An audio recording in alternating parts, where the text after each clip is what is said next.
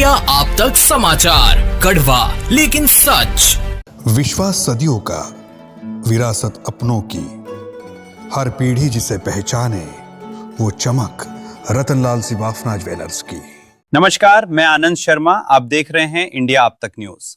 कड़वा लेकिन सच। पश्चिम बंगाल की राजनीति में गुरुवार का दिन बेहद अहम और भावुक तस्वीर लेकर आया, क्योंकि पहली बार तृणमूल कांग्रेस प्रमुख और पूर्व मुख्यमंत्री ममता बनर्जी कलकत्ता हाईकोर्ट में वकील के रूप में पेश हुई और कोर्ट के सामने बंगाल की जनता की सुरक्षा की गुहार लगाई। ममता बनर्जी ने अदालत में कहा, मेरी विनम्र प्रार्थना है कि बंगाल के लोगों की रक्षा कीजिए, यह बुलडोजर राज्य नहीं है। उन्होंने कहा कि यह उनकी कलकत्ता हाईकोर्ट में पहली उपस्थिति है और एक वकील के रूप में वह इस केस को लड़ रही हैं। कोर्ट में उन्होंने चुनाव के बाद हो रही हिंसा, धमकियों और कथित हमलों की तस्वीरें भी पेश की। ममता बनर्जी ने आरोप लगाया कि पुलिस के सामने घर और पार्टी दफ्तर लूटे जा रहे हैं, एफआईआर दर्ज नहीं हो रही और उनके परिवार की 12 साल की बच्चियों तक को रेप की धमकियां मिल रही हैं। उन्होंने यह भी दावा किया कि हिंसा में हुई 10 मौतों में से 6 हिंदू समुदाय से जुड़े लोग हैं। साथ ही कहा कि मछली बाजारों को भी तोड़ा जा रहा है। हालांकि उन्होंने साफ किया कि उनकी पार्टी को किसी के खान-पान से कोई समस्या नहीं है। दरअसल यह पूरा मामला चुनाव बाद हिंसा से जुड़ी एक जनहित याचिका यानी पीआईएल का है।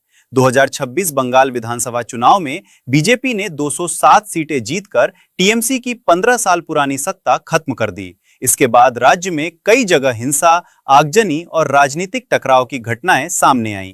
इस पीआईएल को वकील सिरसन्या बनर्जी ने दायर किया है, जो टीएमसी नेता कल्याण बनर्जी के बेटे हैं। सीनियर वकील कल्याण बनर्जी भी कोर्ट में मौजूद रहे। उन्होंने दावा किया कि टीएमसी के दफ्तर जलाए गए और हालात 2021 की हिंसा से भी ज्यादा गंभीर हैं। वहीं टीएमसी नेता कुणाल घोष ने कहा कि ममता बनर्जी जनता और कार्यकर्ताओं के साथ खड़ी हैं और आज वकील बनकर लोगों के लिए लड़ रही हैं।